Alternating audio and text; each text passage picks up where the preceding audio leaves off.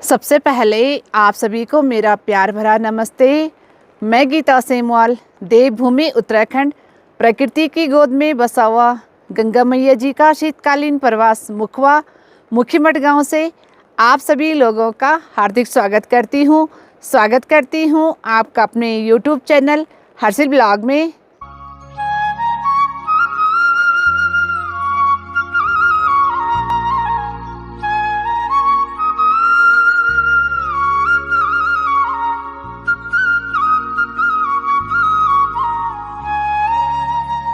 आज मैं अपनी ब्लॉग की शुरुआत दिन के 1:30 बजे अपने गांव मुखवा से कर रही हूं। और अगर आज मौसम की बात की जाए तो सुबह से ही रुक रुक के बारिश हो रही है।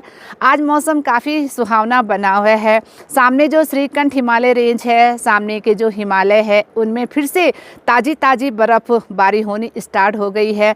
और जो निचले इलाके हैं, जैसे कि हमारा गाँव मुखवा है, सामने धराली है, छोलमी है, हर्षिल है, यहाँ पर ना काफ़ी अच्छी बारिश हो रही है, जिस वजह से कि आज मौसम काफ़ी ठंडा बना हुआ है, काफ़ी ठंड महसूस हो रही है। और साथ ही ना काफ़ी गज़ब के नज़ारे हैं। तो अभी लंच करने के बाद मैंने सोचा क्यों ना मैं ब्लॉग की स्टार्ट कर लूँ। तो अभी मैं आई हूँ अपने पैतृक वाले घर पे। जब मैं अपने गांव मुखवा में आती हूँ तो मैं अपने पैतृक घर में ज़रूर आती हूँ। यहाँ से जो नज़ारे हैं, जो यहाँ से व्यू है, आमने सामने के जो गज़ब के नज़ारे हैं, और सामने जो गंगा मैया जी का मंदिर है, वाह बहुत ही अच्छा दिखता है। यहाँ से जो लोकेशन है मैं क्या ही बताऊँ, बहुत ही गज़ब की है। थोड़ी देर बैठ के यहाँ पे जो आनंद, जो सुकून की अनुभूति मिलती है ना, बहुत ही ज़्यादा अच्छा लगता है। और ये देखिए कितनी सुंदर यहाँ से लोकेशन है। सामने गंगा मैया जी का मंदिर दिख रहा है और इसी के सामने ये देखिए ये धराली गांव है। और ये सामने जहाँ आपको बादल और बर्फ़ दिखाई दे रहे हैं, तो ये है छोलमी गांव। वाह बहुत ही सुंदर है। ये देखिए कितना सुंदर यह गांव है। साथ ही ये देखिए यहाँ से जो धराली बाज़ार है, बिल्कुल साफ साफ दिखाई दे रहा है। ये देखिए,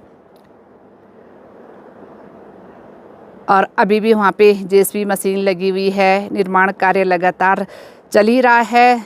और ये देखिए सामने श्री समेश्वर देवता जी का यह प्राचीन मंदिर, बहुत ही भव्य मंदिर है। और ये देखिए बहुत ही सुंदर यहाँ से दिखाई दे रहा है।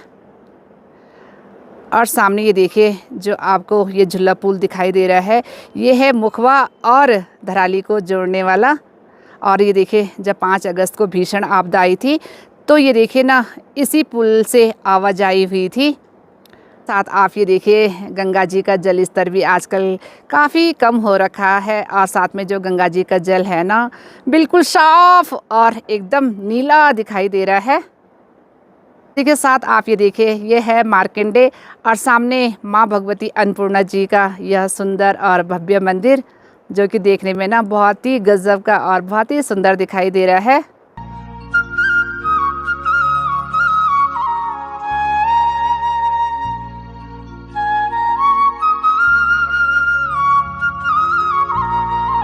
तो इसी के साथ अभी ना थोड़ी देर तक मैं यहाँ पे बैठी हुई रही और बारिश भी रुक गई। आज सुबह से ही ऐसा हो रहा है, रुक रुक के बारिश हो रही है, कभी रुक रही है, कभी तेज़ हो रही है।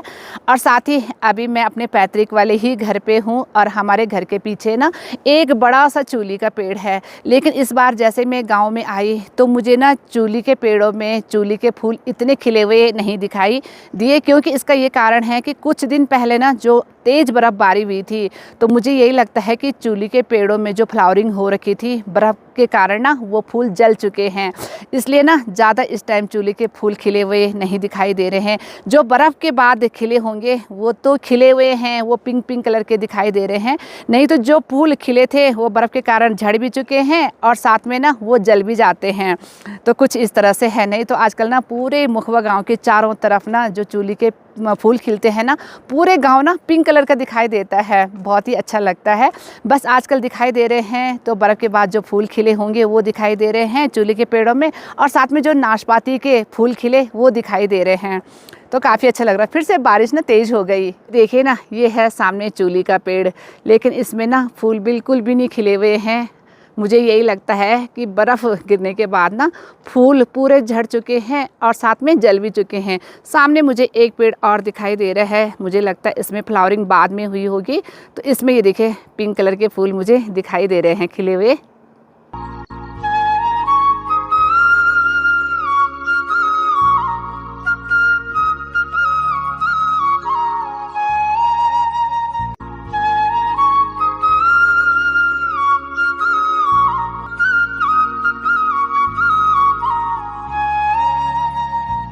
तो अभी थोड़ी देर तक गांव में घूमने के बाद जैसे ही मैं घर पहुंची हूं तो अभी मैंने बनाई है गर्मा गर्म चाय और साथ में ये देखिए कलरफुल वाले चिप्स तले हैं। और हस्बैंड जी कह रहे हैं कि चाय पीने के बाद थोड़ा बगीचे में जाना है।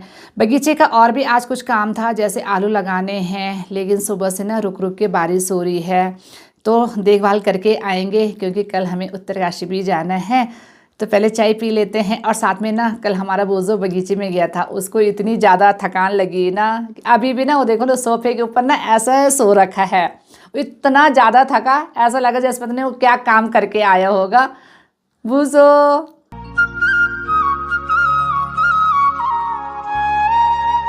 तो अभी गर्मा गर्म चाय पीने के बाद मेरे और मेरे हस्बैंड जी की तैयारी हो गई है बगीचे में जाने की, क्योंकि कल का ना कुछ सामान छोड़ा हुआ है। तो हस्बैंड जी कह रहे देखभाल भी करनी है और वो सामान भी घर लेके आना है, क्योंकि कल हमें उत्तरकाशी जाना है। और मैं अपने हस्बैंड जी से बोल रही हूँ ना कि आज ना मुझे आलू लगाने थे, लेकिन बारिश इतनी ज़्यादा हो गई ना सुबह से कि ज़मीन पूरी गीली हो गई होगी। तो आलू ना अगली बार लगाऊंगी जब अगले राउंड आऊँगी। छाता इतना बड़ा है ना कि मुझे ब्लॉग बनाना मुश्किल हो रहा है, हाथ थक रहा है। मेरे हस्बैंड जी कह रहे नहीं जी बड़ा वाला छाता लेके जाना है, बोला भीगते नहीं है फिर। ये देखिए ना कितना बड़ा छाता है। छाता तो बहुत अच्छा है, मतलब 2-2 जने कवर हो जाते हैं, लेकिन हाथ थकता है।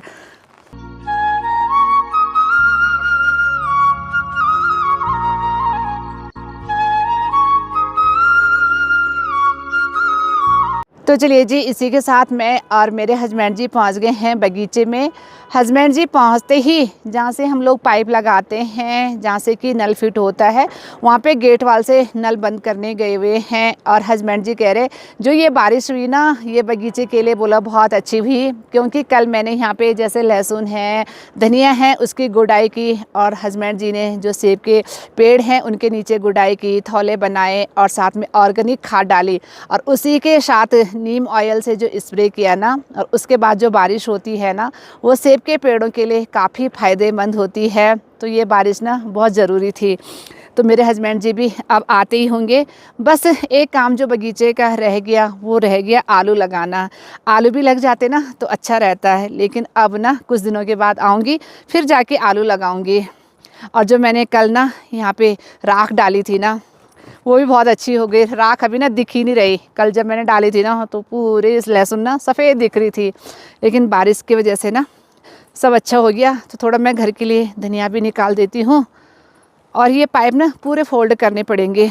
हस्बैंड जी कह रहे हैं पाइप को ना घर लेके जाना है।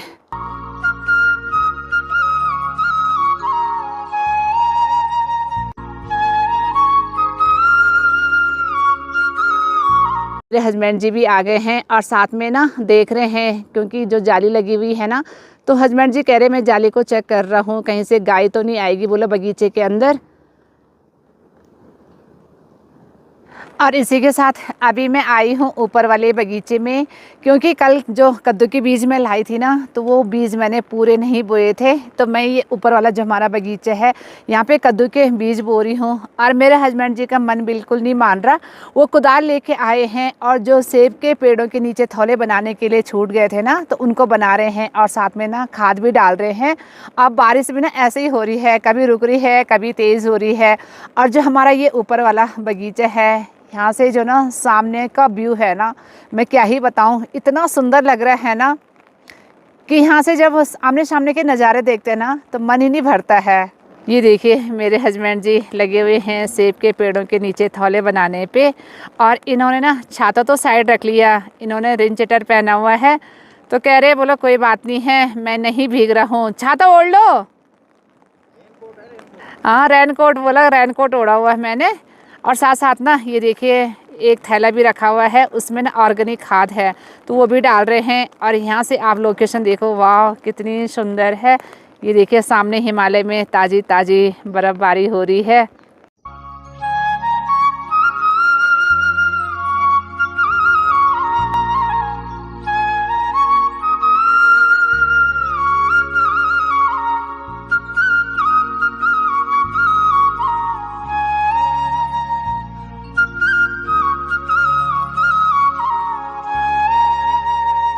तो इसी के साथ अभी कद्दू के बीज बोने के बाद मैं आ गई हूँ नीचे वाले बगीचे में, जहाँ पे मेरे हस्बैंड जी सेब के पेड़ों की गुड़ाई कर रहे हैं और साथ में ऑर्गेनिक खाद डाल रहे हैं। मैं अपने हस्बैंड जी से बोल रही हूँ चलो ना घर चलो, मुझे बहुत ज़्यादा ठंड लग गई, क्योंकि रुक रुक के ना काफ़ी तेज़ बारिश हो रही है, थोड़ी देर रुक रही है, थोड़ी देर तेज़ बारिश हो रही है। हस्बैंड जी कह रहे नहीं 2-4 पेड़ बचे हुए हैं, उनमें मैं खाद भी डाल देता हूँ और साथ में गुड़ाई भी कर देता हूँ। ये देखिए, और हस्बैंड जी ने छाता नहीं ले रखा, रेन जैकेट पहना हुआ है। और ये देखिए मैंने बड़ा सा छाता है ये पकड़ा हुआ है। और साथ में देखिए जिस पेड़ के, ये देखो मेरे हस्बैंड जी भी गुड़ाई कर रहे हैं, साथ में ऑर्गेनिक खाद डाल रहे हैं ना, उस सेब के पेड़ों में कुछ इस तरह से फ्लावरिंग हो रखी है। ये देखिए छोटा सा पेड़ है और ये जो सेब के पेड़ हैं ये हाईब्रिड वाले हैं और इसमें काफ़ी अच्छे से फ्लावरिंग भी हो गई है। और मेरे हस्बैंड जी कह रहे हैं मिट्टी को ना खूब दबाना पड़ता है। क्यों? कीड़े हैं देखो। अच्छा, कुछ इस तरह से कीड़े सेब के पेड़ों के नीचे हैं, तो कह रहे हैं मिट्टी को दबा देते हैं ताकि क्या होता है, ये पेड़ों तक नहीं पहुंचता। अच्छा, पेड़ों तक नहीं पहुंच पाते हैं। ये देखिए कुछ इस तरह से छोटे छोटे, ये देखिए सफ़ेद कलर के पेड़, ये कीड़े हैं, बोलते हैं रूट बोरर। अच्छा, रूट बोरर, ओके। मेरे हस्बैंड जी को ना पूरी जानकारी है। बस 2-3 पेड़ ये बचे हुए हैं, वहाँ तक तो कर लिया और सारे भीग भी गए भाई। ये देखिए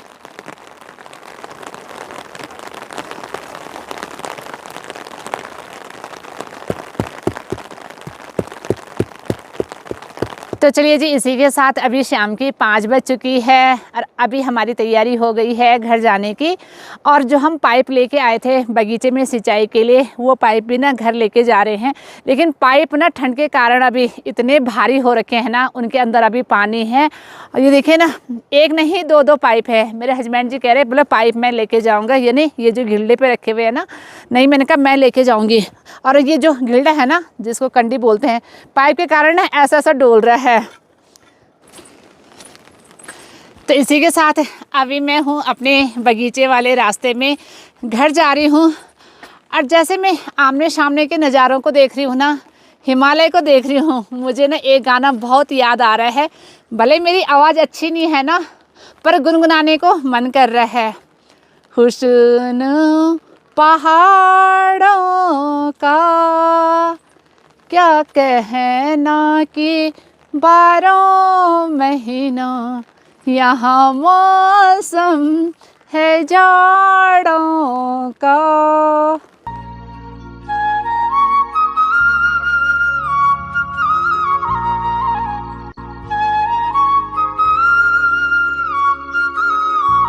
तो चलिए जी, बगीचे से थोड़ी देर पहले मैं पहुंच गई थी घर पे। आज सुबह से लगातार बारिश होती रही, अभी शाम की 7 बज चुकी है तो बारिश भी रुक गई। और अब मैं डिनर बनाने की तैयारी शुरू कर रही हूँ। आज के डिनर में घेत की दाल बना रही हूँ, क्योंकि मौसम काफ़ी ठंडा हो रहा है तो घेत की दाल ना गर्म होती है। और साथ में बना रही हूँ भिंडी की सब्ज़ी। तो अभी 7 बजे का शाम का मौसम है। एक बार मैं बाहर के नज़ारे आप लोगों को दिखा देती हूँ, क्योंकि हिमालय में जो ताज़ी ताज़ी बर्फ़ बारी हुई ना, उससे हिमालय देखने में बहुत ही सुंदर दिखाई दे रहे हैं। हिमालय ने ना बिल्कुल सफ़ेद चादर ओढ़ दी है। तो आप देखो ना, जो ये सामने हमारे यहाँ से हिमालय दिख रहे हैं ना, वाह। मैं अंदर बैठी हुई हूँ ना, लेकिन बाहर के जो नज़ारे हैं ना यहीं से दिख रहे हैं, क्योंकि ये सारे कांच है, ग्लास लगे हुए हैं बरामदे में, तो ना बाहर जाने की ज़रूरत नहीं है। लेकिन आप लोगों के लिए ना मैं अभी छत में जा रही हूँ और छत से ना ये सुंदर नज़ारे आप लोगों को दिखा देती हूँ।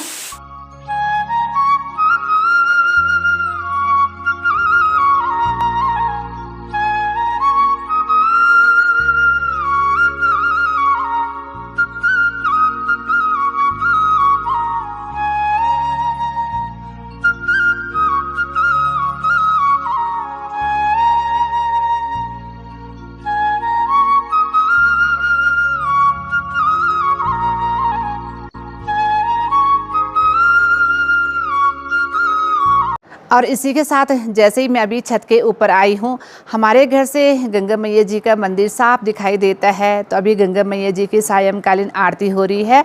तो चलिए जी, आज के ब्लॉग को मैं अब यहीं पे एंड करती हूँ। आई होप आप लोगों को मेरा ये ब्लॉग पसंद आया होगा। पसंद आया इसे लाइक कीजिए, सब्सक्राइब कीजिए, अपने दोस्तों के साथ ज़्यादा से ज़्यादा शेयर कीजिए, कमेंट कीजिए। मैं गीता शेमवाल मिलती हूँ आपको अगले जल्दी से नए ब्लॉग में। तब तक के लिए जय गंगा मैया, बाय बाय।